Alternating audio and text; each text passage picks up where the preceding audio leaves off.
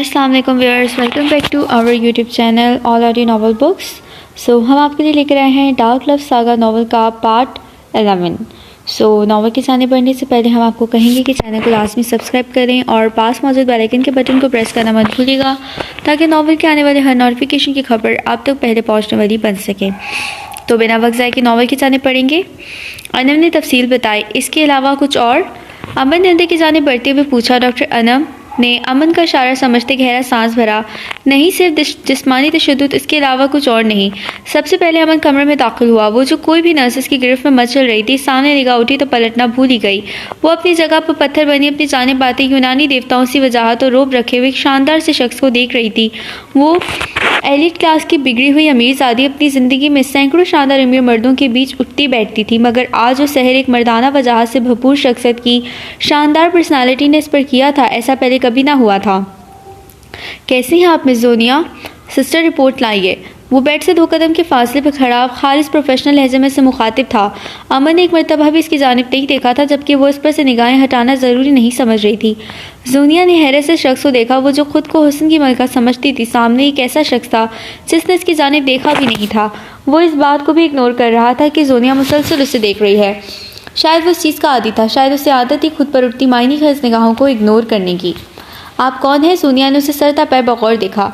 ये डॉक्टर अमन आर्यन पाशा है। आप पैनिक मत हो मिस जोनिया, बिल्कुल बेफिक्र हो जाएं। डॉक्टर अमन के होते हुए आपको कोई खराश तक नहीं पहुंचा सकता। सिस्टर महक ने उसे तसल्ली देते हुए अंदाज में कहा। लुक्स और गुड्स तो सारे हीरो वाले ही हैं, तो काम भी तो हीरो वाले होंगे। डॉक्टर अमन ने बगौर उसे देखा। पैनिक मत हो मिस दुनिया, यहाँ कोई कुछ नहीं कह सकता आपको। इधर बिल्कुल सेफ हैं आप, परेशान होने की ज़रूरत नहीं। अमन ने कहा और बाहर निकलता चला गया।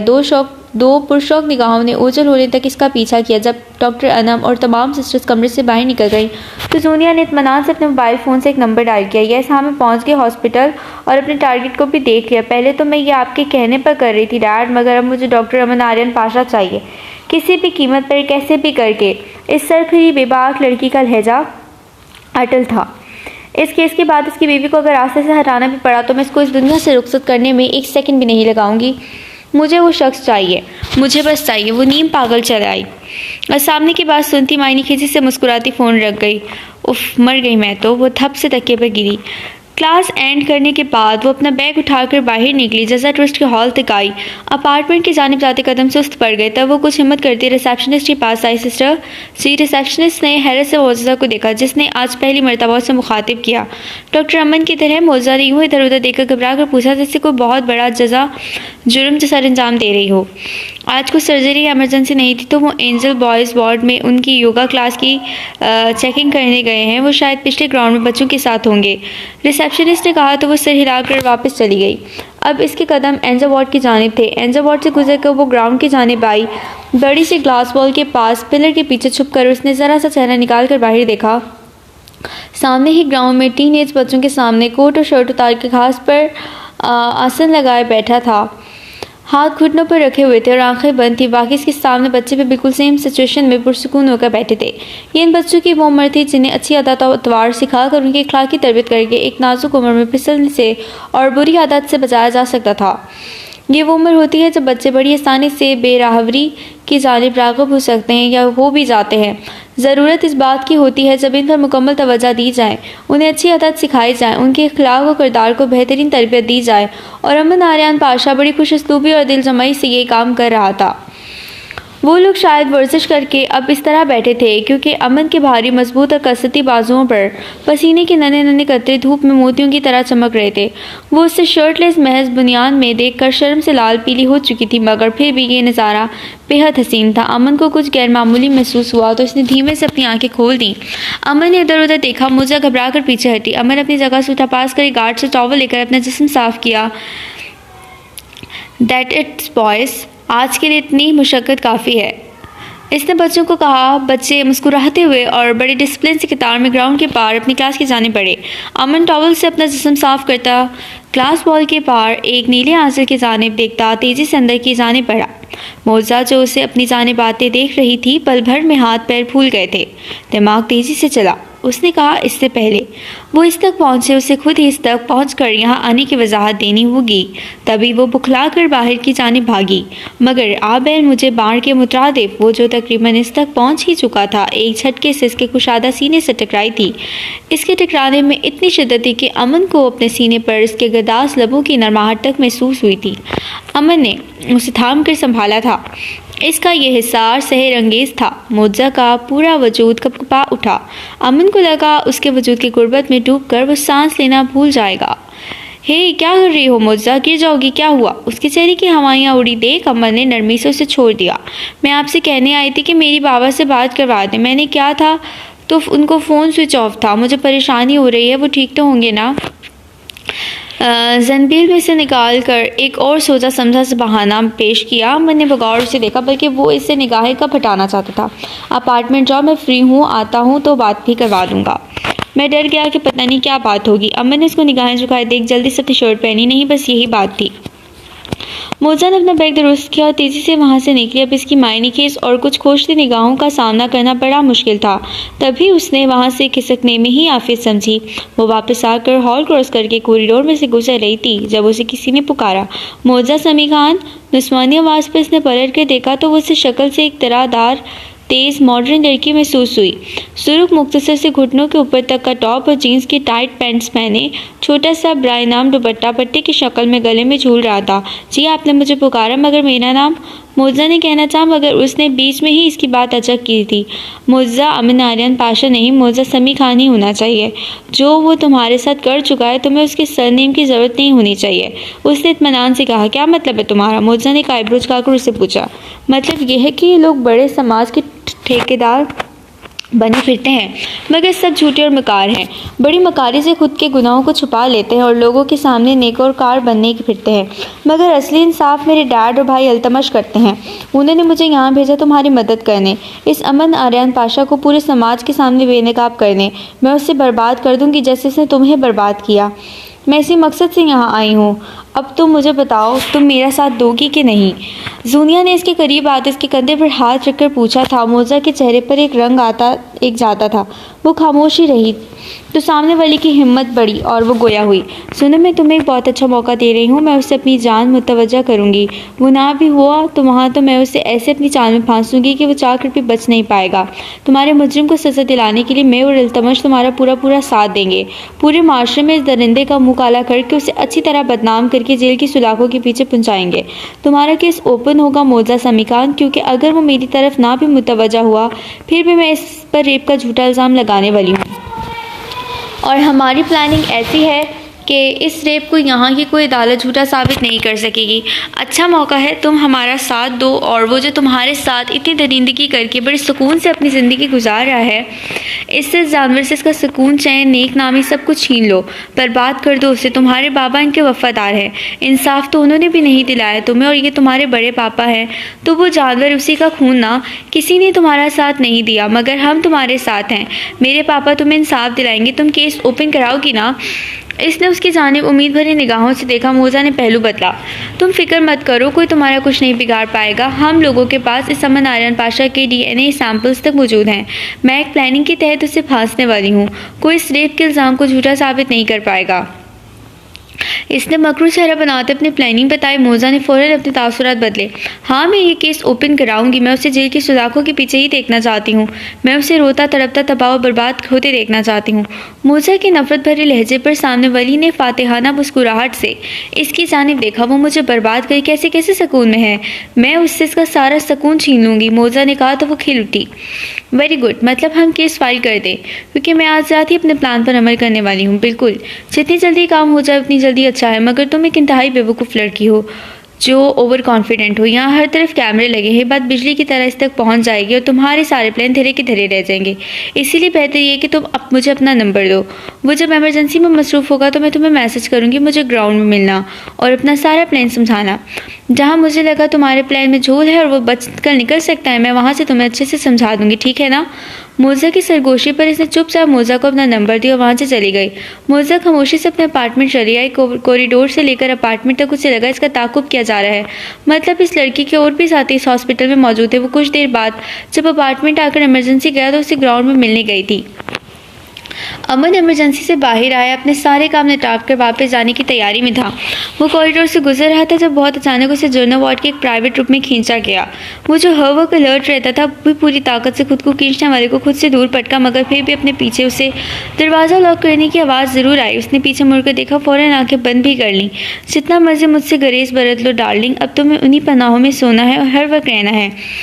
सोनिया ने अपने मुंह से गलाजत बकी। अमन ने अपनी आंखें सख्ती से बंद की, क्योंकि सामने ही सोनिया बरहना हालत में इसके सामने थी और उठकर फिर से इसे दस्तदारी करने की कोशिश की।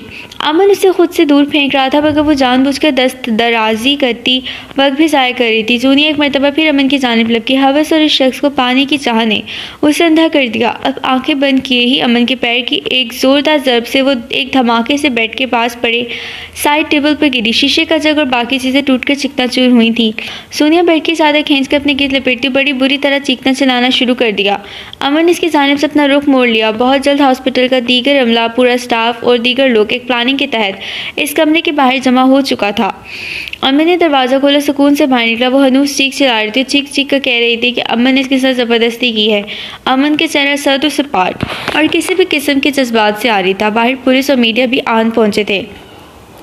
एक भूचाल बर्पा कर दिया गया। बात चूँकि मशहूर ज़माना सर्जन अमन आर्यन पाशा की थी, तो वाइट से पाशा इब्राहिम और सोहम खान का यहाँ आने का इंतजार किया गया। कुछ ही देर में वाइट पैलेस से सब आन पहुंचे। वो सब जानते थे कि एक मरतबा फिर ये दुश्मन का उनकी इज्जत पर हमला आवरी का कारीवार है। अमन ने सबको तहम्मुल का मुजाहरा करने को कहा और अपनी गिरफ्तारी दे दी थी। अभी थाने तक भी नहीं पहुंचे थे कि अर्शद ने इसकी बेल करवा ली। वो अपने अपार्टमेंट में बेचैन सा सोफे पर नीम दराज चेहरे को कैप से ढांपे लेटा हुआ था। इसके आदमी ने कभी हैवान को इतना बेचैन नहीं देखा। सर, इसके खास आदमी माइकल ने पुकारा। बस हंकार भरने पर इत्तफा किया। उनके खिलाफ बहुत बड़ी साजिश हुई है। अमन आर्यन पाशा को झूठे रेप केस में फंसाया गया है। पूरा पैलेस हिल चुका है। वो लोग ट्रस्ट हॉस्पिटल गए हैं। माइकल ने सारी डिटेल्स दी। जानता हूँ, मगर इंतहाई भूंडी और बचकाना साजिश है। वो बहुत जल्द इस केस से निकल आएंगे। ना भी आए तो फिर ईवान इस लड़की को उल्टा लटका कर इसके हलक से सच्चाई उगलवाएगा। साहिर ने अपनी कनपटियाँ सुनाई। मैडम भी हॉस्पिटल गई हैं।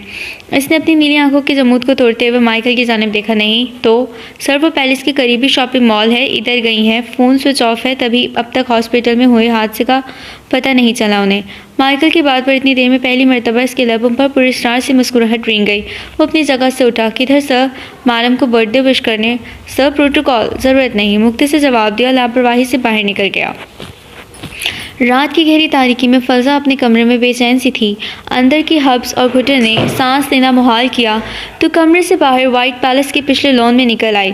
फिर ताज़ा हवा खाने के लिए बाहर जाने को तरजीह दी। वो गाड़ी लेकर चुपके से बाहर निकल आई। अंदर के शोर वहशत को कम करने को वो शहर के बड़े और वाइट पैलेस के करीबी शॉपिंग मॉल में अपनी लेदर जैकेट की पॉकेट्स में हाथ डाले बस इधर से उधर घूम फिर कर लोगों का जायजा लेने में मसरूफ़ थी। जैसे इससे ज़्यादा ज़रूरी काम तो कोई था ही नहीं। काफ़ी चहल पहल थी। रात के 12 बज चुके थे। सेलफोन ऑफ ही था। जब ये रौनकें भी अंदर के सन्नाटे को मज़ीद बढ़ाने लगीं तो वह घबराकर शॉपिंग मॉल से भी बाहर निकल आए। गाड़ी पार्किंग में ही थी, मगर फलजा उसे इधर ही छोड़कर ठंडी यखबस्ता हवाओं के दरमियान सड़क पर पैदल ही निकल आई। अब वो किसी गैर मेरे नुक्ते को घूरते हुए बस सड़क पर चले जा रही थी। चूँकि तो तब मैं फिजाओं के एक रेशन गाने के कुछ बोल सुनाई दिए।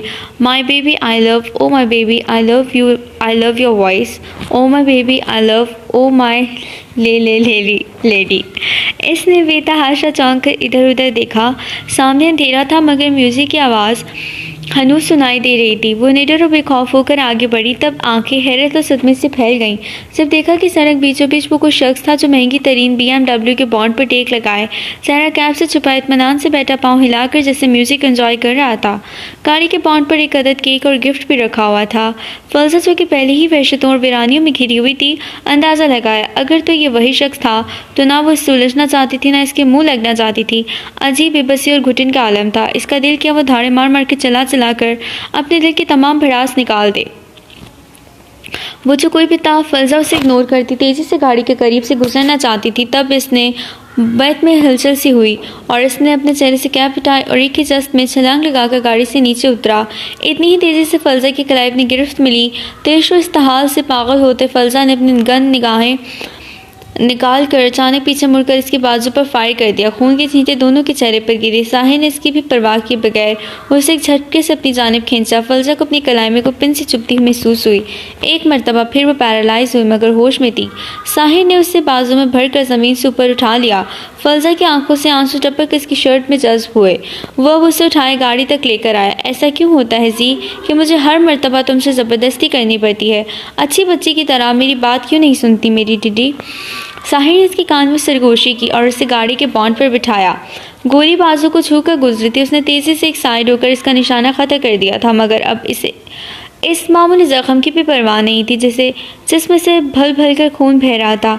चलो सी बेबी मुझे केक खिलाओ, इसने सुकून से कहा। फलजा के जबड़े भींचे हुए थे मगर रूह फुड़फुड़ा रही थी जैसे। उसने फलजा का हाथ पकड़कर केक काटा। केक से ली थोड़ी सी क्रीम फलजा के होंठे पर लगाई और धीमे से वो क्रीम अपने लबों से चुन ली। बहुत मीठा और मज़े का था केक सी बेबी, साहिर ने कहा और अब गिफ्ट बॉक्स खोलकर उसमें से एक छोटा सा गोल्डन पिंजरा निकाला जिसका डिज़ाइन बिल्कुल लॉकअप जैसा था। इस पिंजरे में बिल्कुल फलजा की शक्ल की एक छोटी सी डॉल कैद थी। अब सारी ज़िंदगी तुम्हें हैवान कैसे इस लॉक में गुजारनी है हैरी टिडी, उसने बेहद ससराते लहजे में कहा और उसे यूं ही लिए वापसी इसकी गाड़ी की तरफ आया।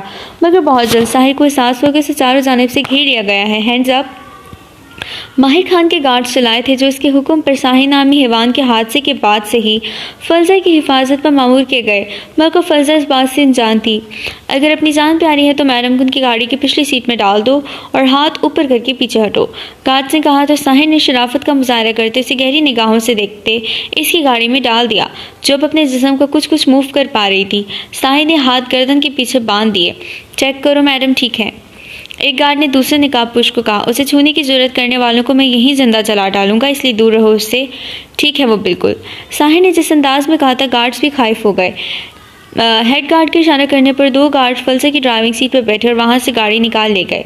अब तुम खुद अपने आप को हमारे हवाले करोगे, तुम्हें घसीट कर ले जाएं हम? गार्ड्स ने इसकी जानिब गन तानी। पहले ऑप्शन का जवाब है नो और दूसरे का जवाब है कोशिश करके देख लो।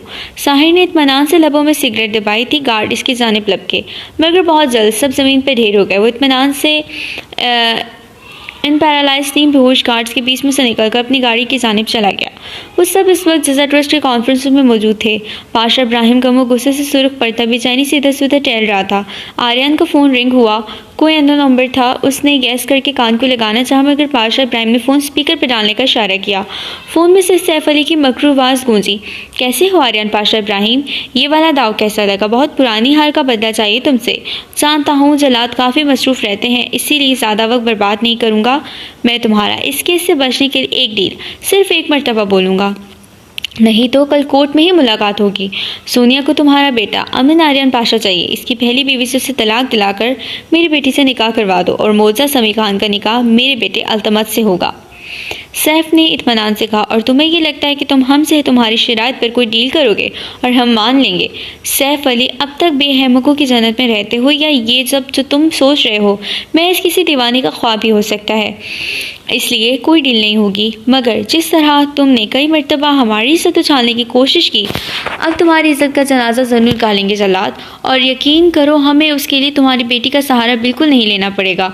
और एक बात और, अपने इतने घिनौनी साजिश की तकमील के लिए अपनी बेटी की इज्जत को दोकड़ी करने का और किसी नामहरम के सामने उससे बरहना करने पर अगर ज़रा सी भी गैरत तुम्हें मौजूद है तो चलो फिर पानी में डूब मरो।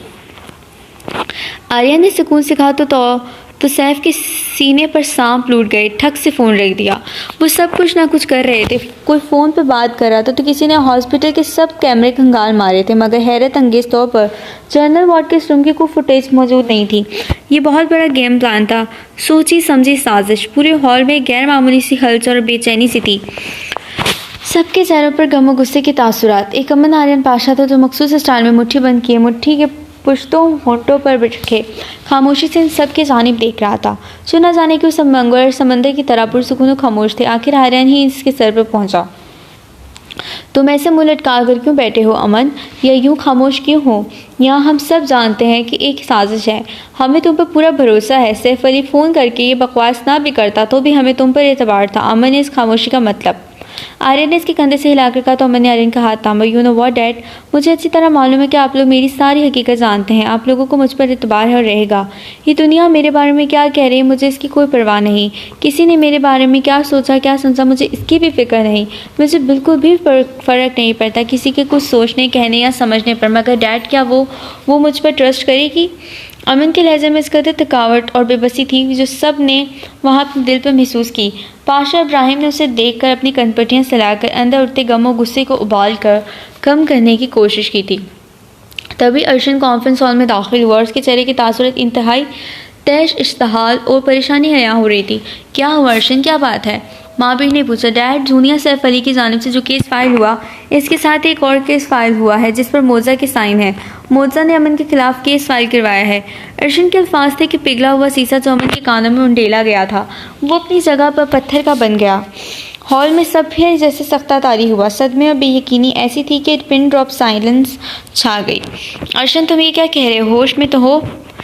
पाशा इब्राहिम धारा। मैं ठीक कह रहा हूँ बड़े पापा, अर्शन ने अपने लब कुचलते हुए कहा। मैं अभी मोजा से बात करता हूँ, पाशा इब्राहिम चलाए। जब अमन ने इंतहाई बेतासुर बेलचक और सद लहजे में कहा, नो बड़े पापा, उससे कोई कुछ नहीं कहेगा, ना कोई कुछ पूछेगा, ना कोई वजाहत तलब करेगा।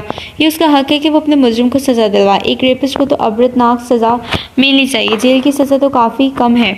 मैं तैयार हूँ इस सब के लिए, मेरा आखिरी फैसला है, इसलिए मैं बार बार कह रहा हूँ कि उससे कोई कुछ नहीं पूछेगा। अमन ने कहा और वहाँ से निकलता चला गया। पीछे सब जैसे पथरा से गए। इस गहरी तारीक रात के साथ वो कतरा कतरा मोम बनकर पिघला था। आज यूँ महसूस हो रहा था कि दिल गम से भर जाएगा। जिद पूरे जिस्म के लहू में जहर बनकर फैल रही थी। गले में फंदा सा लटका हुआ था। तहज्जुद की नमाज अदा करने के बाद अब जाए नमाज पर आंखें मूंद कर बैठे अमन आर्यन पाशा ने आज फिर अपनी किस्मत से बुरी तरह शिकस्त खाई थी, जिसे आंसू कतार दर कतार चाहे नमाज पर गिर रहे थे। आज उसने अपने रब से कुछ नहीं मांगा सिवाय इसके कि वो अपने मकसद में कामयाब हो जाए। उसे कामयाबी मिली, बस इसके हक़ में दुआएं मांगी थीं। आखिर वो जाए नमाज से उठा और आकर धीमे से रॉकिंग चेयर पर बैठ गया।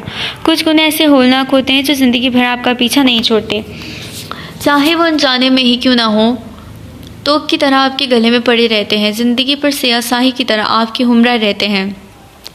जो साई या तारीकी में हो तो आप सबसे अलग हो सकते हैं, मगर रोशनी में रोज़ रोशन की तरह आया रहते हैं। उम्र भर आपको आईना दिखाने के लिए आपके वजूद पर लगे कुछ दाग आपका ज़िंदगी भर पीछा नहीं छोड़ते। चाहे आपने उम्र भर की रियाजत और नदामत के अश्कों से उन्हें धोने की कोशिश की हो, मगर वो फिर भी आपकी कबा का हिस्सा रहते हैं, आपके दामन से लिपटे रहते हैं। अमन ने एक जगह पर अपनी निगाहें मरकूज़ किए हुए था।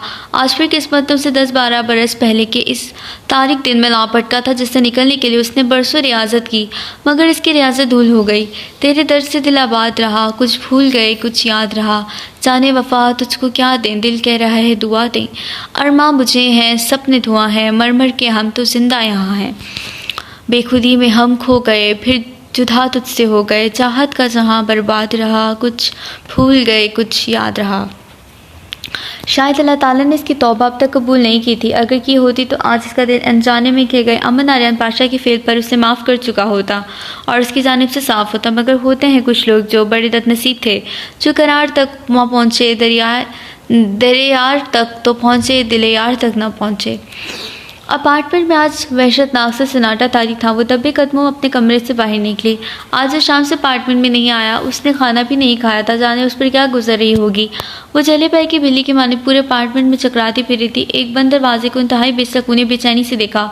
दिल क्या बेधड़क इसके पास चली जाए और उसे सब बता दे, मगर दुश्मन ने बहुत तेज़ी से अपनी दानिश में जलादों को सोचने समझने का मौका दिए बगैर उन पर कार्यवार किया। उसे सोनिया से पता चला कि उन्होंने अपार्टमेंट के तमाम कैमरों पर भी दस्तरस हासिल की हुई है, तो कैसे कोई गलती करके उनको बच निकलने का मौका दे देती। तभी सब्र के घुंड भरकर अपने कमरे में चली गई, मगर नींद आंखों से कोसों दूर। फलसा जो कि रास्ते में पूरी तरह बेहोश हो गई थी, जैसे जनरल वार्ड के रूम में धीमे से आंखें खोली तो खुद पर अपने डैड को झुके पाया। प्रिंसेस, माहिर खान ने उसे पुकारा तो वो बेख्तियार अपने डैड से लिपट गई। हजार सब के बावजूद आंखें नम हुई थीं। क्या हुआ है मेरी प्रिंसेस को? माहिर खान ने उसके बालों में हाथ फेरा। उसने फ़ौरन खुद को कंपोज किया। कुछ नहीं डैड, बस दुश्मन के अचानक हुए हमले से बेहोश हो गई। तुम्हें यूँ अकेले अचानक इतनी रात को घर से नहीं निकलना चाहिए था शेरनी। माहिर खान का लहजा नाराज सा था। डैड, शेरनी भी कहते हैं और ऐसी बातें भी करते हैं, अजीब। उसने मुंह बनाया, मगर माहिर खान के चेहरे पर वाज़ेह परेशानी की तासुरात ने उसे हैरत ज़दा किया। क्या बात है डैड, आप परेशान लग रहे हैं और हम जैसा ट्रस्ट क्या कर रहे हैं? अमन किधर है, क्या हुआ है? उसने एक ही सांस में कई सवाल पूछ डाले। फिर माहिर खान ने उसे तमाम तफसीलात से आगाह कर दिया। फलजा पटी पटी आंखों से उन्हें देखी गई। वो ऐसा कैसे कर सकती है डैड? फलजा चीखी। वो ऐसा कर चुकी है, उसे शायद इस दुनिया ने बहकाया है। एक फुटेज में उसे दुनिया के साथ बातचीत करते देखा गया है। वो अब तक शायद अमन को माफ़ कर ही नहीं पाई और उससे अभी तक स्टिल नफरत ही करती है, तभी तो इतना बड़ा कदम उठा गई उसके खिलाफ। माहिर ने अफसोस से कहा, मैं इस लड़की को जान से मार दूंगी डैड। फिल्जा फुनकारी थी। खबरदार फल्जा, अमन ने उसे कुछ भी कहने से मना किया है, इसीलिए उसे कुछ नहीं कहना। माहिर ने संजीदगी से कहा, अमन तो पागल हो चुका है मगर मैं नहीं डैड। मैं इससे एक मरतबा तो लाजमी पूछूंगी कि ये सब करने की इसकी हिम्मत कैसी हुई। फल्जा का गैज़ो गज़ब किसी सूरत कम होने का नाम नहीं ले रहा था। रात की तरह ये दिन भी बेहद बोझल सा तलूस हुआ था। मोज़ा बेजात सी शक्ल बनाए अपने बिस्तर से उठी थी, जल्दी से फ्रेश होकर बाहर निकली। तभी अपार्टमेंट में अर्शन दाखिल हुआ। एक सस्तरी से निगाह इस लड़की पर डाली और उसे मुखातिब के बगैर किसी सलाम दुआ के अमन के कमरे की जाने पर गया। उसने अंदर दाखिल होकर धार से बंद दरवाज़ा भी बंद किया। मोज़ा का दिल कानों में धड़का। वो जानती थी इसकी वजह से कोई इससे कुछ नहीं कहेगा, मगर अब वो किन अखियों से इस बंद दरवाजे को देख रही थी। अजीब बेकली सी थी। वो किचन में गई, ब्रेकफास्ट की चाय चूल्हे पर चढ़ाई और स्लाइस गर्म करने लगी। बार बार निगाह इस बंद दरवाजे पर जा ठहर रही थी। फिर अंदर से ऊंची ऊंची आवाज़ में बहुत मुबासा शुरू हुआ तो वो बोझल कदमों से लॉन्च में चली आई, मगर अंदर से जो बातें उसे सुनाई दी, मोज़ा का कलेजा मुंह को आ गया। पूरा वजह समायते बनकर एक आवाज़ को सुनी गई। आज फिर उस शख्स के हर अल्फाज हर अमल से बहुत छोटा कर दिया, भारी बोझ तले फंसा दिया, या पैरों तले से ज़मीन खींची थी, या अपने हर अमल से इस पर आसमान तंग कर दिया। अभी वो कुछ और सुनते जब माहिर बेर अपार्टमेंट में दाखिल हुआ और हस्बैंड मामूल उसकी जानिब देखे बगैर वो भी उसी कमरे में दाखिल हुए। अर्शन इस कमरे में दाखिल हुआ तो रॉकिंग चेयर पर बैठा हनूस किसी गैर मरे नुक्ते को घूर रहा था। आंखें शब फराग का गम सुनाती, लाल रहू आंखों में रंग होती थी, हल्की बड़ी बियर्ड और मलगजा सा हुलिया, माथे पर बिखरे सिया सगवारियत तारी करते घने बाल, मर्दाना शोल कंधों पर डाले वो वजह शख्स बरसों का थका हारा मुसाफिर लगा। अर्शन ने इसकी अबतर होती हालत टूटी बिखरी देख अपने लब बुरी तरह कुचले। कमरे में किसी की मौजूदगी महसूस करके वो चेयर से उठा था। सुबह हो गई है अमन, लेकिन मेरी ज़िंदगी में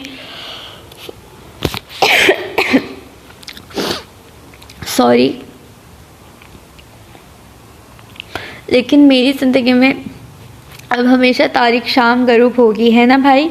अमन ने सर दा भरी। अगर वो तुम्हारी सांसों के लिए इतनी ज़रूरी ना होती तो आज एक जलाद अपने हाथों से नाहक एक जान ज़ाहिर कर चुका होता। अर्शद ने दांत पीसकर कहा, एग्री करता हूँ आपकी बात से। अमन ने सादगी से कबूल किया।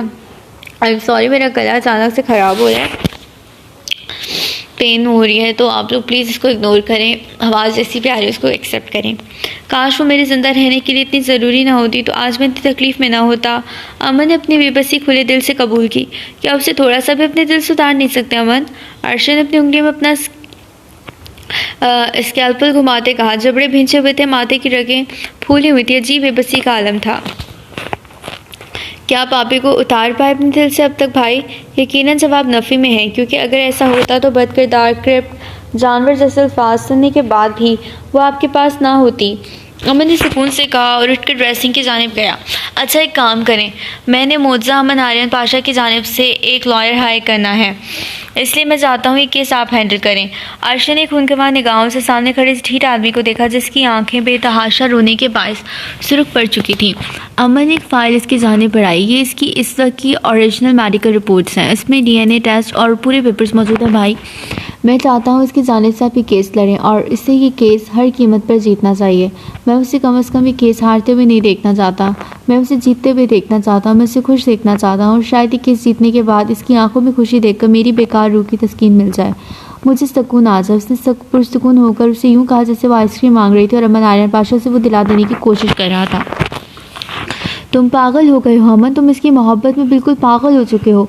मैं ऐसा कुछ नहीं करने वाला, बल्कि मैं मोज़ा समी खान को जान से मार डालूंगा आज। अर्शन धारा था, वो मेरी आखिरी सांस तक मोज़ा अमन आर्यन पाशा है भाई। मेरे मरने के बाद आप उसे मोज़ा समी खान बुला लीजिएगा, अमन ने संजीदगी से कहा। तभी माए बेर इस कमरे में दाखिल हुए। छोटे पापा, अमन ने निगाहें चुराईं। ठीक है, बहस बंद करो तुम लोग। वो लोग अपनी बेटी के लिए जो भी लॉयर हायर करें, अर्शन मोज़ा का केस लड़ेगा। मैं तुम्हारा अब कोई बहस नहीं चाहिए मुझे। माँ भी ने दो कलेजा तैयार किया। बट छोटे बाबा, आप लोग उससे गलत क्यों समझ रहे हैं? इतना नाराज़ क्यों हो रहे हैं? इसकी पूरी ज़िंदगी डंप हो गई, इसके दुख, इसकी इज्जतें, उनका हिसाब कौन देगा? अमन ने बेतलज्जत लहजे में कहा। शट अप अमन आर्यन पाशा, तुम्हें सुनाई नहीं दिया मैंने क्या कहा? बहस नहीं चाहिए, जाओ अर्शन अपने क्लाइंट को इसकी फाइल और रिपोर्ट्स दे दो, शायद उसे हम पर भरोसा ना हो। माबीर ने अर्शन से कहा और पूरी तरह अमन की जानिब मुतवज्जा हुआ। और अमन, मैं जानता हूँ वो खुद के लिए इंसाफ लेने में पूरी तरह हक मुंजानिब है, कोई से इस फेल का मर्तकब होने के लिए गलत ठहरा भी नहीं सहा। ये बात आज अच्छी तरह दिमाग में बिठा लो अमन, कि कोई इस वजह से हरगिज़ नाराज़ नहीं कि वो खुद के लिए इंसाफ चाहती है। एक बार नहीं, उसे 1000 बार भी इंसाफ दिलाने को तैयार थे हम, पर सबको गम व गुस्सा तो इस बात पर है कि उसने हम सब पर और सबसे बढ़कर अपने बाबा पर एतबार तक ना करते हुए दुश्मन से हाथ मिलाया और हम सब पर अपने समाज की धज्जियाँ उड़ा दी। जब तुम यहाँ आए थे, अगर ये केस इस वक्त फाइल होता तो हम सब इसकी जानिब होते, मिलकर उसे इंसाफ दिलाते, जो कि अब भी दिलाएंगे, और जो वो चाहती हुई वही होता। मगर इतने अरसे बाद यूँ दुश्मन से हाथ मिलाकर इब्राहिम ख़ानदान की इज्जत दाव पर लगाना समझ से वलातर है। तुम्हें इस सब मामले में कोई झूल नज़र नहीं आता अमन आर्यन पाशा। माबिर ने दांत पीस कर कहा। अमन अपने लब कुचले। माबिर फिर गोया हुआ। जब तुम वापस लौटे थे, अगर तब वो केस फाइल करना चाहती तो क्या बड़े पापा पीछे हटते? उससे अपने बड़े पापा पर भरोसा नहीं रहा क्या? इससे इतनी नासमझी की तवक्को की जा सकती है कि वो अपनों पर एतबार न करे, जाकर दुश्मन से हाथ मिलाकर अब इब्राहिम ख़ानदान की इज्जत यूँ सरेआम उछाले। माबिर के तख्त सवालात पर अमल न जवाब होते निगाहें चुरा गया। माबिर की इस लड़ाई पर पेश आए कि केस तो एक तरफ, वो कम अज़ कम इससे जाकर ये तो पूछे किसने चंद लम्हात की मुलाकात पर इस बेहुदा लड़की पर कैसे एतबार कर लिया और इससे हाथ मिला लिया। कम अज़ कम दूसरों को ही मुआवजा से इसकी सबकी वजह पूछने दे। मगर वो बेहिस ढीठ अब भी अपने फैसले से एक इंच भी इधर से उधर होने को तैयार ना था। अर्शन बिल्कुल बाहर निकल आया। वो बाहर निकला तो मुआवजा ने पहलू बदला। मिस मोज़ा, ये आपकी ज़रूरी डॉक्यूमेंट्स और ओरिजिनल मेडिकल रिपोर्ट्स हैं, आप खुद ही उन्हें संभाल कर रखिए। आपका केस मैं हैंडल करूँगा। कुछ पूछना कहना है तो मैं सुन रहा हूँ। अर्शन ने इस कदर सर्द मेरी से कहते फाइल राउंड्स की टेबल पर पटकी थी कि मोज़ा की सांस थम सी गई। मोज़ा मुँह से तो कुछ नहीं बोल पर फाइल हाथ में लेकर निफ़ी में सर हिला दिया। अर्शन उसे वहीं छोटा अपार्टमेंट से बाहर निकल गया। मोज़ा अपने कमरे में आई। कमरे में आते उसका फ़ोन चिंघाड़ा। उसने नंबर देखा तो जूनिया का था, जिससे साफ आया था कि दुश्मन इन पर नज़र रखे हुए था। उसने फ़ोन यस करके कान को लगाया। मोज़ा, तुम्हारे पास तुम्हारी ओरिजिनल मेडिकल रिपोर्ट है, वो जल्दी से मुझे भेज दो ताकि मैं सेव कर दूँ। सोनिया ने अपनी जेब ललपाई और इंतहाई खबासे से कहा। बिल्कुल नहीं, मुझे इस रिपोर्ट के मामले में सिवाय अपनी किसी पर भरोसा नहीं, ना अपने लॉयर पर, ना तुम्हारे, ना तुम पर, ना किसी और पर। मैं वॉशरूम जा रही हूँ। उन डॉक्यूमेंट्स और मेडिकल रिपोर्ट्स को अपने ड्रेस में छुपा लूँगी। जब तुम्हारा लॉयर कमरा अदालत में पेश होगा तभी मैं उसे ये दूँगी, ताकि किसी किस्म की गड़बड़ ना हो या रिपोर्ट के साथ छेड़छाड़ ना हो। मैं ये अपने लॉयर को तो हरगिज़ नहीं दूँगी, इतनी मुश्किल से हाथ आई है। मोज़ा ने फिक्रमंदी से कहा। ओके ठीक है, काफ़ी जीनियस हो, संभाल लो, कोर्ट में मिलते हैं फिर। सोनिया ने बेकारी से कहते फ़ोन रख दिया। मोज़ा वॉशरूम में गई। वो जब वॉशरूम से बाहर निकली तो काफ़ी मुतमईन थी। उससे याद आया ज़ीरो आंच पर चाय रखी। वो तेज़ी से कमरे से बाहर निकली मगर दंग रह गई। बहुत तेज़ी से वो सर था, पैर सफ़ेद पड़ गई। सामने ही समी खान झुके कंधे लिए गम और गुस्से से घूर रहा था। पास ही पाशा इब्राहिम खड़े थे। किसी ने आगे बढ़कर बड़े लॉर्ड से उसे सीने से लगाया था। नाराज़गी में ये थी कि उसने दुश्मन पर एतबार करते अपनों के एतबार, मोहब्बत और भरोसे को दो कोड़ी का कर दिया। मोज़ा हिम्मत करके कदम कदम चलती समी खान के पास आई। काफ़ी दिनों बाद सामना हुआ।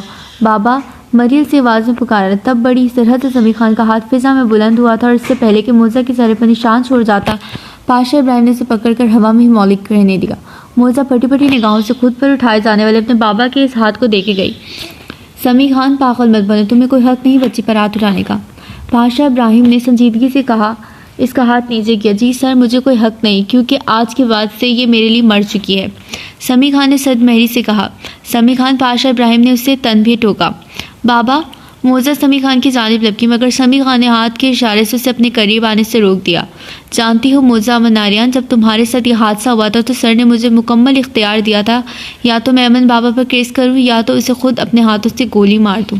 समी खान की बात पर मोज़ा होंठों पर हाथ रखे फूट फूट कर रोती। तब मैंने केस नहीं किया कि ये सब इस मासूम बच्चे ने जानबूझकर नहीं किया था। उसे वर्गिलाया गया था, उकसाया गया था, गलत राह पर डाला गया था। इस बदबख्त शख्स ने तो खुद को बर्बाद करने वाले जानवर अली वज़ीर तक से इंतकाम न लिया, इसकी पोती को आज़ाद कर दिया। उसने इस तक अमन बाबा की जान नहीं ली, मगर आज अपने फैसले पर पछता रहा हूँ कि काश बरसों पहले अमन बाबा को गोली से मार दिया होता तो आज इस नेक बाकिरदार नमाजी परहेजगार हज़ारों लोगों के मसीहा शख्स की इज्जत यूँ सरे बाजार ना उछाली जा रही होती। तुमने मेरी कुर्बानी की धज्जियाँ उड़ा दी मोज़ा। दुश्मन से हाथ मिलाने वाली मेरी बेटी गद्दार मेरी बरसों की वफादारी को गाली बना गई। समी खान रो दिया था। बाबा, मोजा तड़प कर आगे बढ़ी मगर समी खान ने उसे बुरी तरह झटक दिया। वो लड़खड़ाती मगर पीछे से अमन ने मजबूती से उसका बाजू थाम लिया। क्या अमन को अपने किए की सज़ा मिलेगी या नहीं? ये आप क्या कर रहे हैं बाबा? What's wrong with you? इंसाफ हासिल करना इसका हक है और आप इस तरह से उसे नहीं धुतकार सकते। मत भूलें कि अभी आपकी बेटी नहीं, डॉक्टर अमन आर्यन पाशा की बीवी है। अमन का लहजा कदर सख्त और खरदार था। समी खान और मोजा ने भीगी आंखों से इस शख्स को बेवक्त एक साथ देखा था कि ये आदमी आखिर किस मिट्टी का बना हुआ था। अमन होश के नाखुन लो। पाशा इब्राहिम ने अमन को टोका। सर चलें यहाँ से, मैं यहाँ एक सेकंड भी नहीं रुकना चाहता, मेरा दम घुट रहा है गद्दारों के दरमियान रुककर। समी खान ने कांटदार लहजे में कहा और बाहर की जाने पड़ा। बाबा मेरी बात सुने, ऐसे मत जाए, मुझसे नाराज़ मत हो बाबा। वो चीखती रही मगर अमन ने इसका बाजू नहीं छोड़ा। समी खान वहाँ से जा चुका तो फलजा अपार्टमेंट में दाखिल हुई और अमन को यूं उसका बाजू थाम कर उसे तसल्ली देते थे कि इसके तलों से लगे सर पे पूछी। वो तनफन करती मोजा के पास है। इसके अगले इकदाम पर पाशा इब्राहिम भी बुखलाया। एक सन्नाटेदार थप्पड़ खाकर मोजा औंधे मुंह जमीन पर सोफे पर गिरी थी। अमन ने बेयकीनी से फलजा को देखा जिसका चेहरा तेज इश्तहाल से लाल भभूका हो चुका। अमन ने तड़प कर आगे बढ़कर इसका हाथ पकड़ा। आप ही क्या कर रही हैं आप? तुम चुप रहो। वो चिल्लाई। झटके से बाजू से अपने बाजू से छुड़ाया फिर इसकी जाने मुतवज्जह है। तुम एहसान फरामोश लड़की, तुम्हारी हिम्मत कैसे हुई मेरे भाई को बदनाम करने की, दुश्मन का साथ देने की? बोलो कैसी हिम्मत हुई तुम्हारी? इतना कुछ करके भी ढीठों की तरह इस अपार्टमेंट में पड़ी हो। अगर इंसाफ ही चाहिए था तो बड़े पापा से कहती, अगर नहीं मिलता तो शिकायत करती, मगर इस तरह वाइट पैलेस की इज्जत सरे बाजार क्यों छाली तुमने? निकलो यहाँ से। फजा हले के बल चिल्लाती फिर इसकी जानिब लपकी जो बेआवाज़ आंसू बहा रही थी मगर उसे ये सब इसका ढकोसला लगा। अमन तेजी से फलजा के सामने आया। अभी प्लीज़। अमन भी अब चिल्लाया। इसे कहो जाओ, इन दुश्मनों के पास ही जाओ। जब वो इस भेड़ियों की तरह नोच खाएंगे तब शायद उसे अंदाज़ा हो कि उसने क्या किया है, तब शायद उसे एहसास हो कि उसने क्या खोया। खरे को छोड़कर खोटे सके अपने दामन में भरे। आग अजाब और रसवाई भरी अपने दामन में। झूठ, शर, बर्बरियत, जुल्म व सफाकी का साथ दिया उसने। फलजा चिल्ला रही थी। मोजा चेहरे में हाथ छुपाए रोई गई। तब डॉक्टर अमन को कब से ये तमाशा देख रही थी आगे बढ़ी और मोजा का बाजू पकड़ा। बस करें आप लोग ये तमाशा। एक रेप और विक्टिम से आखिर आप लोग क्या तवक्कत लगा कर बैठे हैं कि वो ज़िंदगी भर खामोश रहे? क्यों? आखिर क्यों? क्या आप लोग नहीं जानते कि मेंटली और फिजिकली कितनी कमज़ोर हैं और उनसे ये नारवा सलूक कर रहे हैं आप लोग? डॉक्टर अमन, मैं आपको क्या समझती थी, लेकिन अफसोस आप क्या निकले। अब जब तक कोर्ट के लिए नहीं निकलेंगे मैं मोजा के साथ ही रहूंगी ताकि आप लोग इससे ऐसा सलूक ना कर सकें। डॉक्टर अमन ने भी बहती गंगा में हाथ धोए, मोजा का बाजू पकड़ा और उसे इसके कमरे में ले जाकर बंद हो गया। अमन इसी दगरगू हालत में जाकर अपने कमरे में बंद हुआ। जाने से मुख्तसर ज़िंदगी में क्या क्या दुख उठाने बाकी थे। आज परसों बाद वाइट पैलेस पर फिर से सगवारी तारी थी। शिफा ने रो रो कर बुरा हाल कर रखा था। सब खवातीन लॉन्च में थी, सब उसे तसल्ली देने की नाकाम सी कोशिशों में मसरूफ़ थे। तभी वहाँ आर्यन चिल्लाया, चलो शिफा वक्त हो गया है। आर्यन ने कहा तो शिफा उठ खड़ी हुई। रिहाब की पहले ही तबीयत ख़राब थी इसलिए इसे इस केस की भनक भी नहीं लगने दी। शिफा आर्यन के हुमरा कोर्ट से निकली। ये 2 दिन बहुत ही भोजल और अपने सीने पर कुछ आने वाले तूफ़ानों का पेश खैमा लिए हुए गुजरे थे। आज कोर्ट की हायरिंग थी। पूरे पाकिस्तान के मीडिया की नज़र इस केस पर थी। अब तक पाशा इब्राहिम या वाइट पैलेस की जानिब से किसी का कोई बयान सामने नहीं आया। इधर फ़िलहाल खामोशी थी जो तमाम दुश्मनों को बुरी तरह खटक भी रही थी। अब भी जजा ट्रस्ट के बाहर बड़ी तादाद में पुलिस और मीडिया के लोग मौजूद थे। आम पब्लिक को भी इस केस में काफ़ी दिलचस्पी थी। मोजा अपने कमरे में बिल्कुल तैयार सी सज झुकाए बैठी बुरी तरह अपने हाथों की उंगलियां चटका रही थी। इसके ठीक सामने बैठी डॉक्टर अमन ने उसे बगौर देखा। घबराओ नहीं मोजा, इंशाल्लाह हम अपने मकसद में ज़रूर कामयाब होंगे। डॉक्टर अमन ने उसे तसल्ली दी। तभी दरवाजे पर हल्की सी दस्तक हुई। यस, डॉक्टर अमन ने कहा तो कीमत से दरवाज़ा खोलकर अमन दाखिल हुआ। वही मलगजा बिखरा हुआ सा हुलिया। उसने शायद इन दोनों में चेंज करने की भी तौफीक नहीं की। वक्त के तख्त से यकलख्त उतारा हुआ शख्स, तुमने देखा है कभी जीत से हारा हुआ शख्स? चले मोजा, बगैर किसी जज्बे के इसके तासुरात इंतहाई सपाट और नॉर्मल से थे। मोजा ने पहलू बदला। चलें। अनन ने ही उठकर उसके कंधों पर शॉल डाले, उसके सर पड़ते हाथ थामे। वो लोग लॉन्च में आए तो सामने ही पाशा इब्राहिम खड़े फ़ोन पर किसी से बात करते। मोजा को बाहर आते देख फ़ोन रखा और उसकी जानिब मुतवज्जा हुए। वो कदम कदम चलती पाशा इब्राहिम के करीब आन रुके। बड़े पापा, आप भी सब की तरह नाराज़ हैं मुझसे? उसने झिझकते हुए पूछा। नहीं, एक यक लफ्ज़ी जवाब आया। पाशा इब्राहिम ने उसके सर पर हाथ रखा। क्यों? मोजा की आंखें नम हुई थी। क्योंकि तुम्हारा हक है। हाँ, मगर तुमने इंसाफ लेने के लिए जो रास्ता इख्तियार किया इसको गलत कहा जा सकता है। इसके लिए सब नाराज़ हैं तुमसे, मैं भी।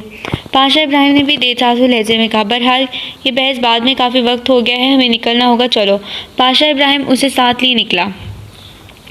अदालत के बाहर लोगों और प्रेस का एक बहुत बड़ा हजूम था। महारानी शमशान खेल, सैफ अली ज़ूनिया, उनका वकील बहरोज़ अल्तमश पहले ही कोर्ट पहुंच चुके थे। बहुत बारीकी से जाल बिछाया था। ज़ूनिया को इसके लिए मुकम्मल ट्रेंड किया गया था। ज़ूनिया के साथ इसके साथी भी हॉस्पिटल में थे, जिन्होंने उसका पूरा साथ दिया। वो जब अपने वार्ड में अमन का इंतज़ार कर रही थी, तब इस वार्ड का तमाम सिक्योरिटी सिस्टम हैक किया गया था। तभी कुछ भी रिकॉर्ड नहीं हो पाया और ये ज़ूनिया के हक़ में होने वाला था। ये लोग कमरा अदालत में मौजूद थे और अब वो बेचैनी से अमन और मोजा का इंतज़ार कर रही थी। वो वक्त भी इन्हीं पहुंचा जब अवाम में एक अजीब सी हलचल मच गई कि जलादों की गाड़ियां कतार दर कतार लोगों के हजूम को चीरती हुई अदालत के पार्किंग में आ रुकी थी। मीडिया रिपोर्टर ने हंगामा सा मचा दिया, मगर जलादों की तरफ से सबने एक पुरअसरार सी खामोशी इख्तियार कर रखी।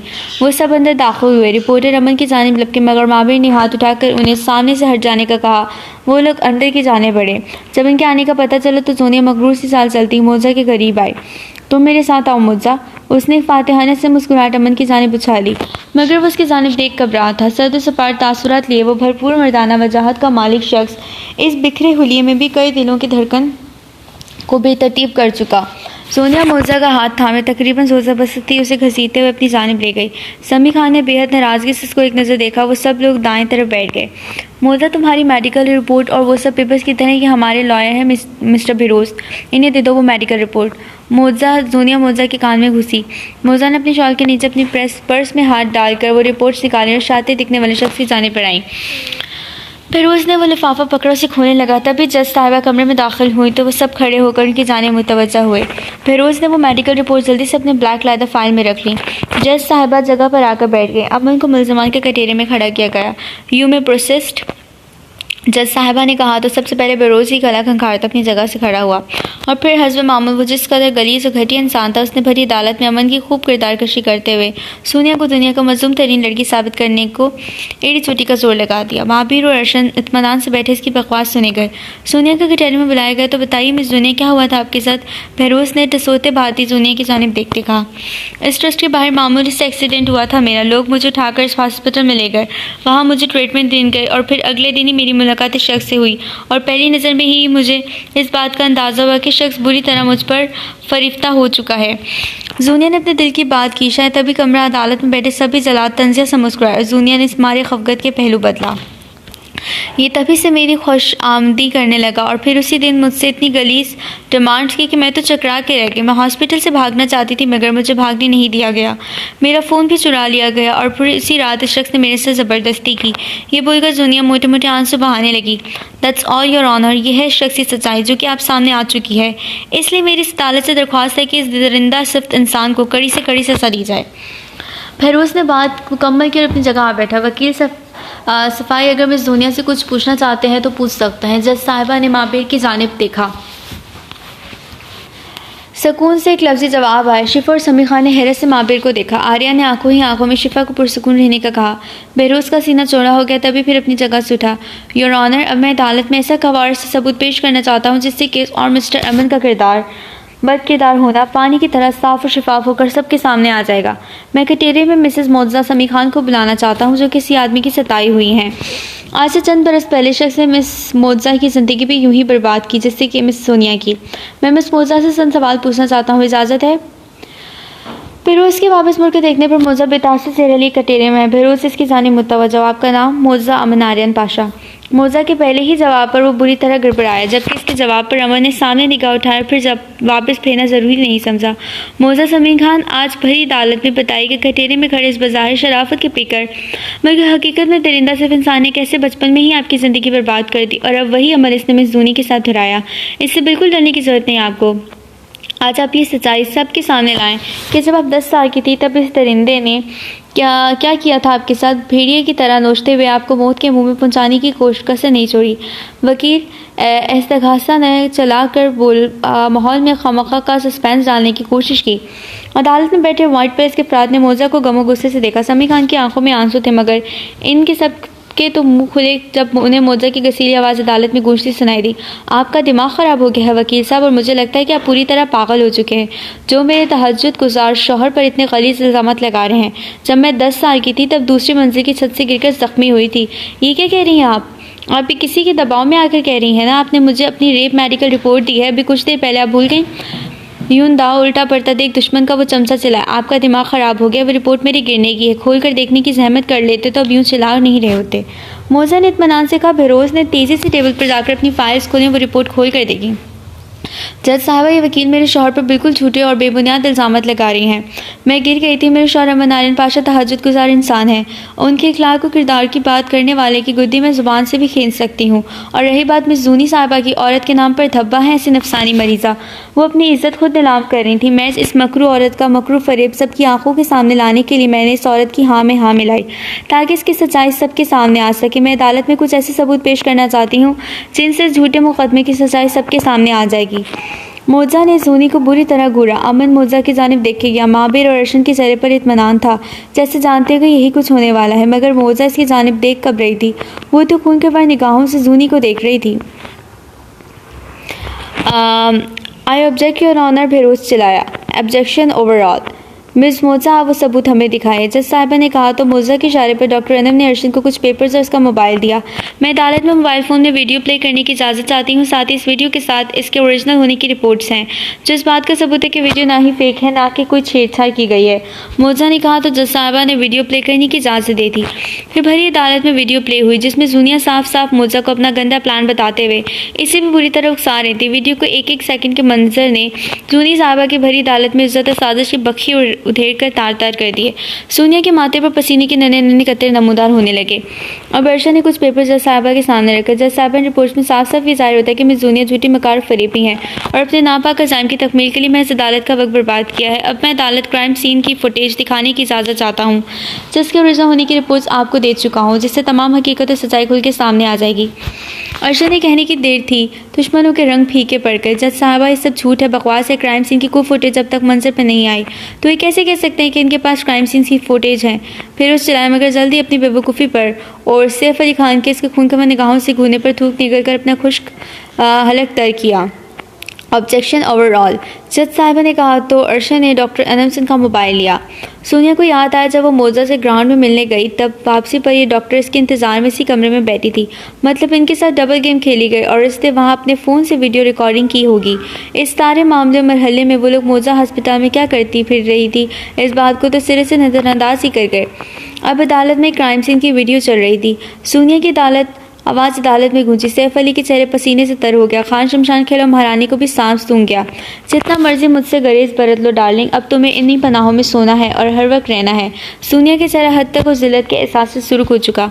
पाशा इब्राहिम, सोहिन खान कबीर, माहिर खान, एलिशान, जबरान, शिफा आर्यन और समी खान के चेहरों पर अभी कसूदगी भरी मुस्कुराहट थी। एलिजे और फजा ने सुकून का सांस खारिज किया। अहान और खजन सबकी मुकम्मल निगरानी कर रहे थे। मेरे ख्याल में मुझे मजीद कुछ कहने सुनने की ज़रूरत नहीं। That's all your honour. Arshad ने कहा और अपनी जगह पर बैठ गया। मोजा का अपना वजूद किसी की गहरी निगाहों की तपिश के हिसार में महसूस हो रहा था। वो इत्मीनान से आकर अब पाशा इब्राहिम के साथ वाली कुर्सी पर बैठ गई। तमाम सबूत और गवाहों को मद्देनजर रखते हुए अदालत इस नतीजे पर पहुंची है कि मुलजिम अमन नारायण पाशा बिल्कुल बेकसूर हैं और अदालत उन्हें इन मुकदमात से बाइज्जत बरी करती है, जबकि मिस जूनिया को इस शर्मनाक फेल पर भारी जुर्माना आयद करते हुए अदालत और मिस्टर अमन से माफ़ी मांगने का हुक्म देती है और मिस्टर अमन चाहे तो इन पर हद तक इज्जत का दावा भी कर सकते हैं। The court is urgent. जज साहिबा ने अपना फैसला सुनाया और उठ खड़ी हुई। तमाम अफराद उठ के खड़े हुए। अर्शद ने आगे बढ़कर हद बुत बने खड़े अमन का हाथ थामा और सीने में भेजा। जज साहिबा कमरे अदालत से जा चुकी। दुश्मनों को इतनी बुरी शिकस्त पर सांस सूंघ गया। वो जिसने कभी हार नहीं मानी थी, ना कभी चीज़ पर हाथ रखा, इसके हसूल के लिए यूँ एड़ियाँ रगड़ी थीं। अब भरी अदालत में यूँ ज़लील ख़वाल होने पर बहुत अचानक इसने अपनी कनपट्टी पर रिवॉल्वर रखकर गोली चलानी चाहिए, मगर इतनी ही तेज़ी से इल्तमश ने इसका हाथ दबोच लिया। वो नीम पागलों की तरह चीखने चलाने लगी। इतनी बेइज्जती और ज़िल्लत और रुसवाई पर सैफ अली मुँह छुपाता अपनी नफसानी मरीज़ा बेटी को तकरीबन घसीटते वहाँ से ले जा चुका था। खान शमशान खेल महारानी का मुँह देखने लायक थे। वो लोग भी वहाँ से खिसक लिए। पाशा इब्राहिम ने फ़रते मुसरत से मोजा को अपने सीने में भेजा। मेरी बच्ची कब से इतनी ब्रेव हो गई कि अपनों के लिए दुश्मन से उलझने लगी। पाशा इब्राहिम को इसकी अक्ल, फहम, फरास्त और वक्त रहने इस प्लानिंग से बेहद खुशगवार तरीन हैरत हुई। डॉक्टर अनम ने मुस्कुराकर मोजा को देखा। मोजा सुकून का सांस खारिज करते मुस्कुराई। इस तारीफ पर छिम गई। डॉक्टर अनम आगे बढ़ी। जब इस दुनिया ने पहली मर्तबा मोजा से बात की तो सीधा मेरे पास आई थी। इन लोगों को मकसद था कि डॉक्टर अमन जो सोचने समझने का कम से कम मौका दिया जाए। तभी वो लोग बड़ी प्लानिंग से हॉस्पिटल में दाखिल हुए और इसी मास्टर प्लानिंग के तहत जल्दी जल्दी अपने मंसूबे पर अमल भी कर दिया। मोजा ने मुझे सारी बात बताई तो मैंने ही इसकी शर्ट पर वो कैमरा लगाया था जिसमें इसकी सारी बातें रिकॉर्ड हो गई। फिर जब तक वो मोजा से मिलने गई मैंने अपना मोबाइल फ़ोन की रिकॉर्डिंग ऑन करके फ़ोन जो है ना वार्ड के इस रूम में रख दिया क्योंकि कैमरा तो वो लोग हैक कर ही चुके थे। डॉक्टर अनम ने उन्हें तफसील बताई। समी खान मोजा उनके करीब आया और अपनी गुड़िया का चेहरा अपने हाथों के प्याले में भरा। मुझे अपनी गुड़िया पर नाज है। समी खान ने भीगी पलकों से इसका माथा चूमा। मगर मुझे नहीं है। आप बिल्कुल भी अच्छे बाबा नहीं हैं। आपने मुझ पर हाथ उठाया है। वो नाराज़गी से मुंह बनाती पाशा इब्राहिम के बाजू के पीछे छुप गई। मगर जब समी खान रो ही पड़ा तो वो अपने बाबा से लिपट गई। क्या बाबा आप भी छोटे बच्चों की तरह रो रहे हैं? वो लाड से अपने बाबा का भीगा चेहरा साफ करने लगी। अमन करीब खड़ा बस उसे देखे जा रहा था। अब सब बारी बारी से सीने में भींच रहे थे। शिफा, फर्जा, लीजा और मोजा बुरी तरह शर्मिंदा हुई जा रही थी। फर्जा देर तक इससे अपने इस दिन के रवैये की माफ़ी मांगती रही क्योंकि बाद अज़ां तो उसे भी अपने तरीके से सारी हकीकत मालूम हो ही चुकी थी। मोजा को मुसलसल किसी की निगाहें अपने ऊपर मरकूज महसूस हो रही, बुरी तरह नर्वस हो रही थी। वो लोग कमरे अदालत से बाहर निकले। अदालत से बाहर एक मरतबा फिर मीडिया ने उन्हें घेर लिया मगर अब की बार पाशा इब्राहिम की जानिब से उन्हें काफ़ी तसल्ली बख्श जवाब दिए जा रहे थे। पाशा इब्राहिम ने हाथ के इशारे से खासकर खवातीन को गाड़ी में बिठाने का इशारा किया कि भीड़ छाड़ थी और बुज़दिल दुश्मन कभी भी कहीं से भी वार कर सकता है। सब गाड़ी में बैठे। मोजा पाशा इब्राहिम की गाड़ी के पास समी खान और आर्यन के पहलू में खड़ी थी। जब गाड़ी के बैक मिरर में से अमन अपनी जानिब आता दिखाई दिया। अमन इस तक पहुंचने से पहले वो समी खान के साथ गाड़ी में बैठ चुकी। तभी पाशा इब्राहिम मीडिया से फारिग होकर उस तक पहुंचा, गाड़ी में बैठ गया। गाड़ी तेज़ी से अपनी मंजिल की जानिब रवा दवा हुई। मोजा ने अपने बाबा के सीने से सर टिकाए सुकून से आंखें मूंद लीं। इसे जब सब इसके हाथ में मेडिकल रिपोर्ट्स लगी थी और वो मोजा के हाथ आईं तो वो उन्हें लिए वॉशरूम गई। उसने रिपोर्ट्स को खोल कर देखा। मोजा को समझ आया वो क्यों उन्हें अब तक संभाल कर बैठा था। शायद मोजा के लिए, इसी ख्वाहिश के लिए कि उसे ये ना लगे कि वो उसके साथ कोई नाइंसाफ़ी करने का रवादार है या ऐसा कुछ करने का सोच भी सकता है। मोजा ने पहली फुर्सत में लेटर नुमा ख़त में वो रिपोर्ट निकाल कर नज़र आतिश करके इसको फ्लश आउट किया और सारी फाइल्स के ज़रूरी पेपर्स का यही हश्र किया था उसने। वो इस भयानक हादसे को मुकम्मल तौर पर फरामोश कर देना चाहती, भूल जाना चाहती थी। तभी पूरी तरह फाइल के पेपर जलाकर फ्लैश आउट कर चुकी। गाड़ियाँ सज़र ट्रस्ट के पार्किंग में एक झटके से रुकी तो मोजा भी माजी की हाल की दुनिया में लौटी। मगर अब वो शख्स का सामना कैसे करेगी? सबसे मुश्किल तरीन भरा तो अब तय किया जाना था। वो लोग अब अपार्टमेंट में बैठे खुशखबरी में मसरूफ़ थे। अमन ने तमाम सिक्योरिटी पासवर्ड तब्दील कर दिया। हॉस्पिटल में से भी चुन चुन कर गद्दार और जिन्होंने अपने ईमान चंद टकों के खातिर बेच डाले उठा कर बाहर फेंका। हर तरह से तसल्ली करते हुए अपार्टमेंट का सिक्योरिटी सिस्टम भी चेंज किया। मोजा शिफा की गोद में सर रखी गहरी नींद सो गई। नाहिर खान और महाबीर लोग वापस जा चुके। उस वक्त अपार्टमेंट में पाशा इब्राहिम, शिफा, आर्यन, फर्जा, लीजे और खजर मौजूद थे। रात के खाने का बड़ा पुरतकल्लुफ़ इंतज़ाम किया। मोजा, शिफा ने इसका चेहरा थपथपाया। बच्ची जाकर अपने कमरे में लेटो। शिफा ने उसे कहा तो उसने मंदी मंदी सी आंखें खोली जैसे बरसों का थकन ज़दा मुसाफिर निशाने मंजिल तक पहुँच कर सुस्ताने लेटा हो और उसे बड़ी पुरसुकून नींद आई हो। वो उठ बैठी थी। तभी अमन हॉस्पिटल से ज़रूरी काम निपटाकर वापस अपार्टमेंट लौटा। जब से वो कोर्ट से वापस आए वो इसको अपनी जानिब मुतवज्जा करने की कोशिशों में हलकान हो रहा था मगर वो जानता था वो जानबूझकर कोशिश कर रही है कि सबके बीच बैठी रहे और अमन इससे बात ना कर पाए। इसने वापसी की इजाज़त पाई। अमन उन्हें गाड़ी तक छोड़ने गया। थोड़ी देर बाद वापस आया तो मैडम गधे के सर से सींग की तरह गायब थी। अमन बुरी तरह झुंझलाया। मोजा अपने कमरे में बंद बुरी तरह अपनी उंगलियां चिटका रही थी। वो उसके कमरे तक आया। दरवाज़ा अंदर से लॉक था। मोजा इससे आज छुपती फिर रही थी। वो जानता था। जज़ा, अमन ने पुकारा। अंदर वो दीवार से लगी थी, सांस थूकने की तरह चल रही थी। वो उसे क्या कहेगी? उसने ये सब क्यों किया? दिल का चोर आंगन में दनदनाता फिर रहा था। खुद से तो मरकर भी कबूल करने की हिम्मत नहीं थी। वो उससे कितनी मोहब्बत करती थी। मोजा, ओपन द डोर। मुझे तुम्हें देखना है, प्लीज़ दरवाज़ा खोलो। ना भी खोलो तो आज दुनिया की कोई भी ताकत मुझे तुम तक पहुँचने से नहीं रोक सकती। मोजा, I love you damn it, Aman ने आजिज़ आकर कहा। मोजा का दिल कानों में धड़का। वो जानती थी उसे इस तक पहुँचने के लिए ना तो वहाँ दरवाज़ा तो कभी रोक भी नहीं पाएगा। ओके, मेरे सामने आओ, मुझसे बात करो। नहीं पूछूंगा कि तुमने ये सब क्यों किया। क्लिक से दरवाज़ा खोलने की आवाज़ पर और अमन की बात पर मोजा बुरी तरह गड़बड़ाई। वो कैसे इसके अंदर तक झांक लिया करता था, कैसे? अभी वो कितनी आसानी से समझ चुका कि वो उससे क्यों छुप रही है। अमन अंदर आया तो वो दीवार के साथ लगी हुई बेचैनी से अपनी उंगलियां चटका रही थी। वो इसके करीब इसके सामने आया, गहरी निगाहों से इसे देखे गया। वो इतनी नर्वस होकर अपने दांतों से अपने लब पूरी तरह कुचलने लगी। Stop this. अमन ने अपनी शहादत की उंगली इसके चिन पर रखकर उसे ऐसा करने से मना किया। वो उसके छूने पर अपनी जगह साख्त हुई। आखिरकार निगाहें उठाकर उसकी आंखों में देखा। मैंने हाथ बढ़ाकर उसे कंधों से थाम लिया। प्यारी प्यारी होंठों पे न जाने कैसे धानी धानी मुस्कुराहटों के फूल खिलने लगे मन ही मन।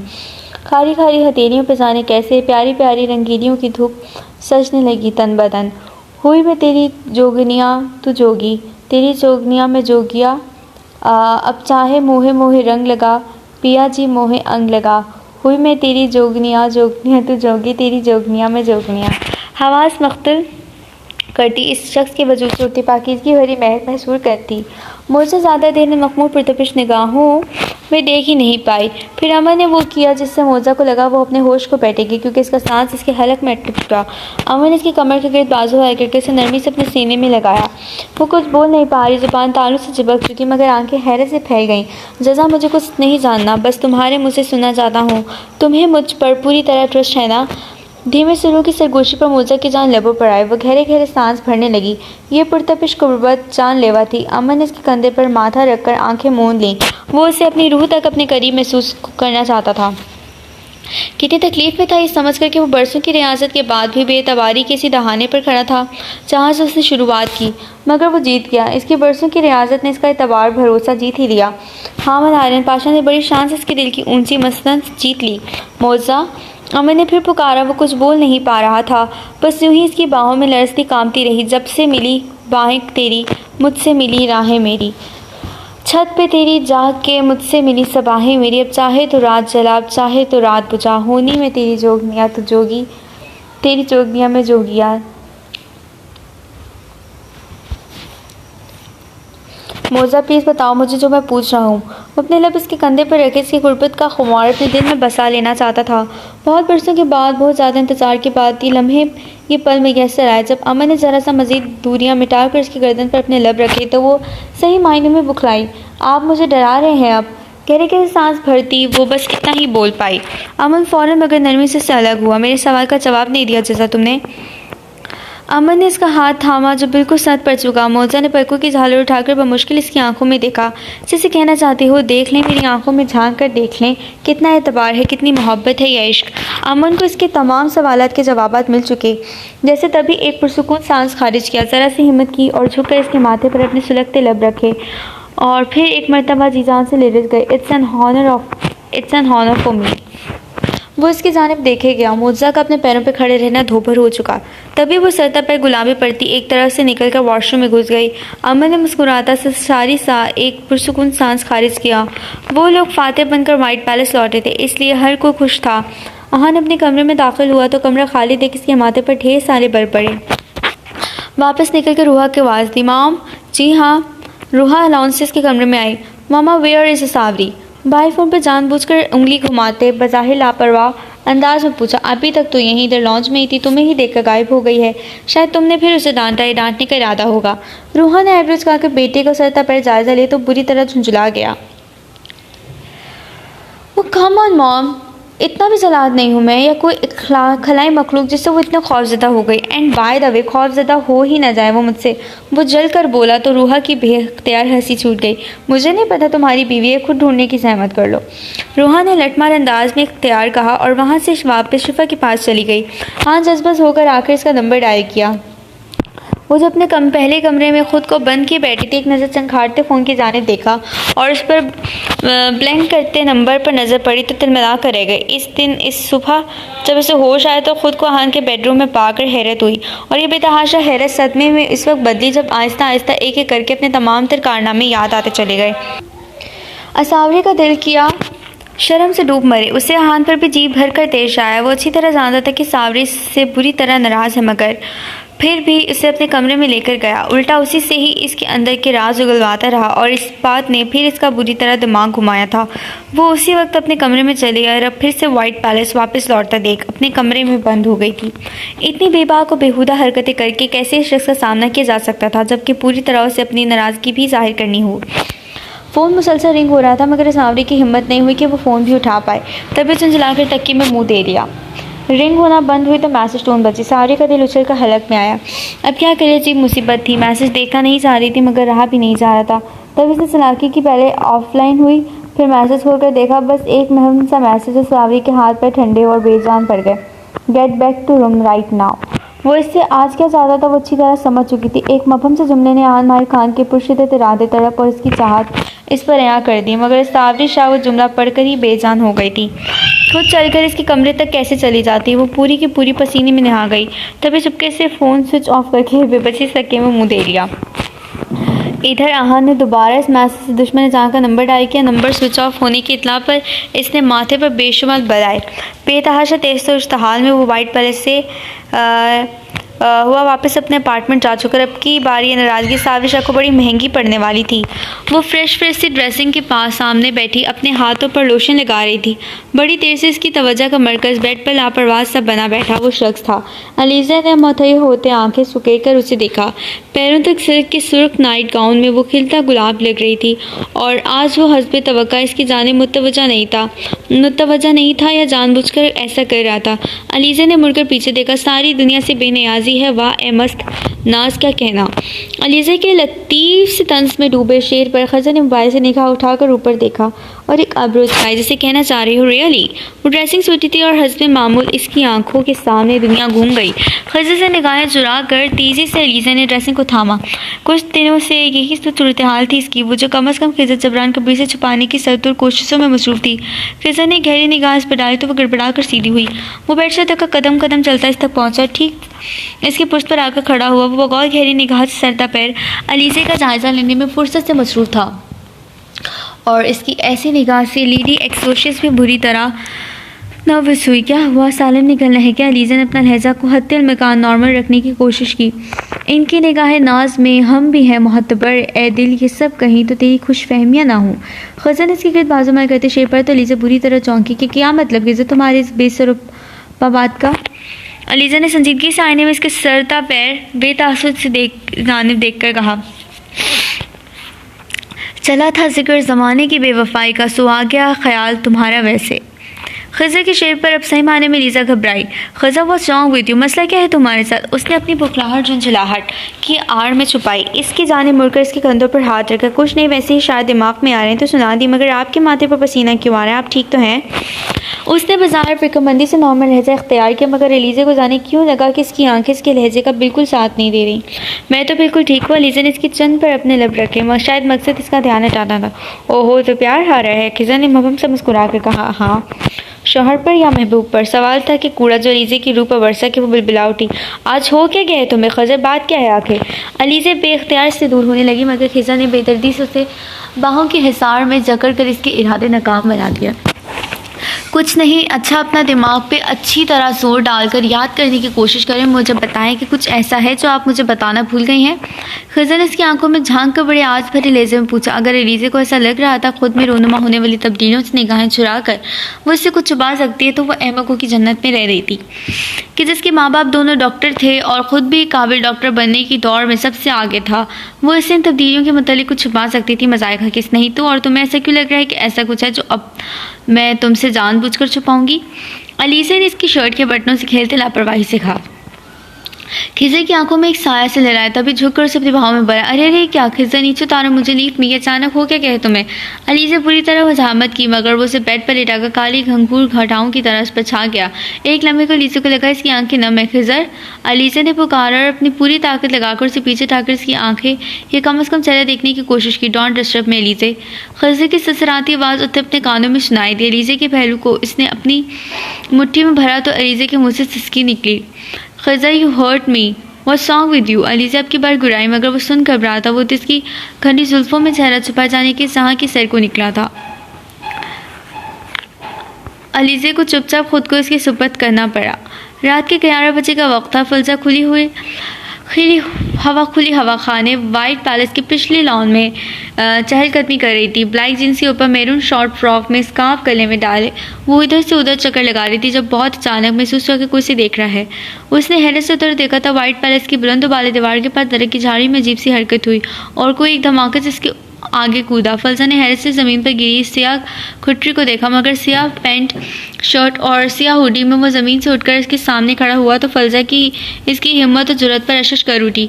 फलजा ने इंतहाई नफरत से हुडी पर ब्लैक मार्क से पीछे इन नीली पुरस्कार आंखों की चमक को देखा जो इसको सामने पाकर इसकी आंखों में दर आई। शोल्डर पर गोली खाकर मज़ा नहीं आया जो अपने दिमाग में सुराख करवाने आ गए।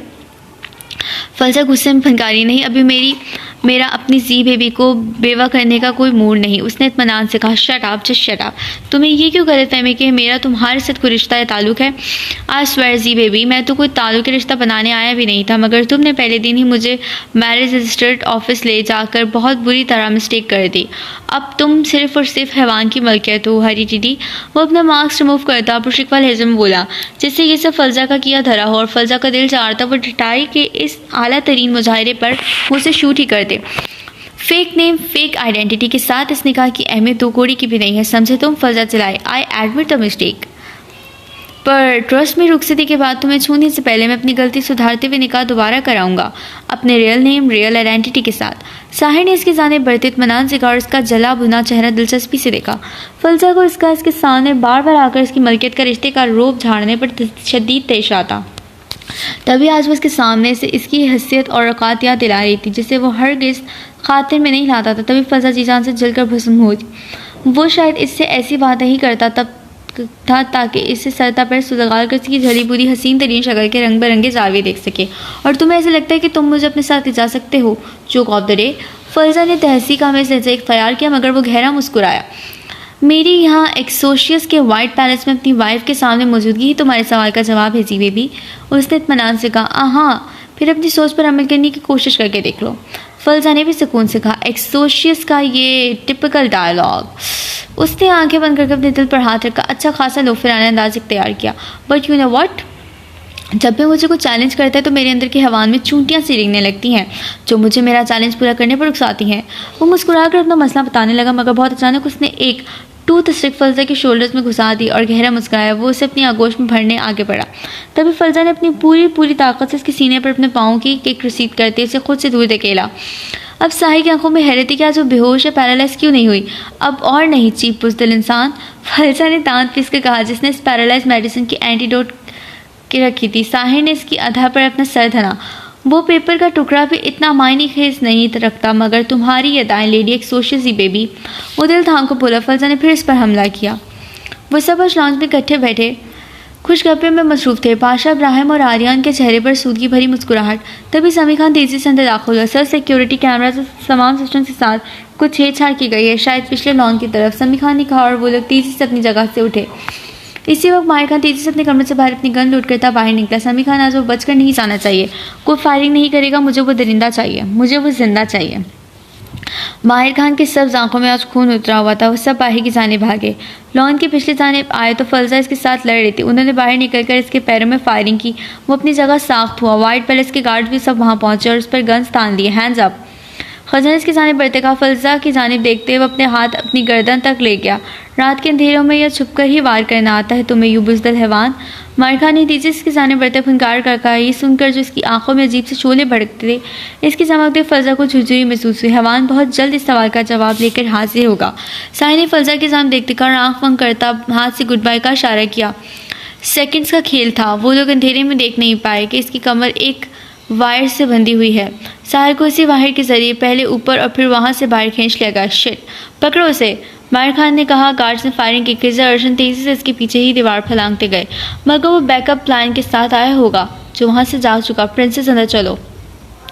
माहिर खान ने फलजा का हाथ थामा। वो सुकून से अपने बाबा के साथ वाइट पैलेस के अंदर आई। वो अपने कमरे में आकर अपने बेड पर ढह सी गई। इस आदमी की ज़रूरत और हिम्मत रोज़ बढ़ती जा रही थी। वो सब रोकना नागज़ीर हो चुका। आसावरी की आँख खुली तो दिन सर पर चढ़ाया।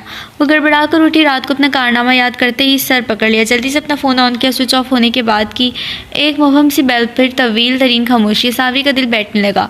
उसने जल्दी से नंबर डायल किया। अब इस जानिब गहरी खामोशी, मतलब इसका नंबर ब्लॉक कर दिया गया था। असावी का सदमे के मारे दिल बैठने लगा।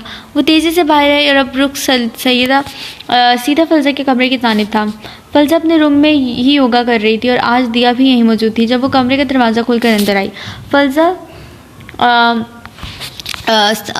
आंखें लगाए आंखें मूंदे बैठी थी।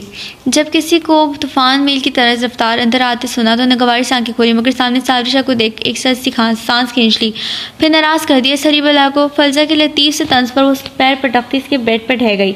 फलजा ने रात के इंतहाई गुस्से से बाहर जाते देखा। अब क्या करूँ, रहा सुई सवर तसल्ली बख्श जवाब था। फलजा ने दोबारा आंखें बंद कर लिया। तो सुनो ना फलजा प्लीज़। वो मैं रवानी से चलती जुबान को ब्रेक से लगी तो फलजा ने फिर इसकी जानिब सवारी निगाहों से देखा। वो मैं उनके पास उन्हें मनाने उनके अपार्टमेंट जाना चाहती हूँ। उसने उंगलियां सटकाते निगाहें झुका कर कहा। और मेरा नहीं ख्याल कि सिक्योरिटी रीजंस की वजह से कभी भी तुम्हें या किसी और को इस बात की इजाज़त भी देगा कि तुम यहाँ से बाहर निकलो। इसलिए मेरी तरफ से साफ इनकार है। इसलिए बेहतर यही कि सुकून से घर बैठो। जब इसका गुस्सा ठंडा होगा तो खुद ही वापस आ जाएगा, तब मना लेना उसे तसल्ली से। फलजा ने कोरा से जवाब दिया, आंखें मोड़ ली। सावरी अब इसकी इस कदर शदीद नाराज़गी का सोचकर ही माही बेआब की तरह तड़प उठी। तभी फलजा को हरी झंडी दिखाते देख वहाँ से उठ आई थी। सो प्यारे रीडर्स, यहाँ पर जो है नावल का पार्ट एंड होता है। उम्मीद है आपको पसंद आया होगा। अपना ख्याल रखें, दुआओं में याद रखें। मिलते हैं नेक्स्ट पार्ट के साथ। तब तक के लिए अल्लाह हाफ़िज़।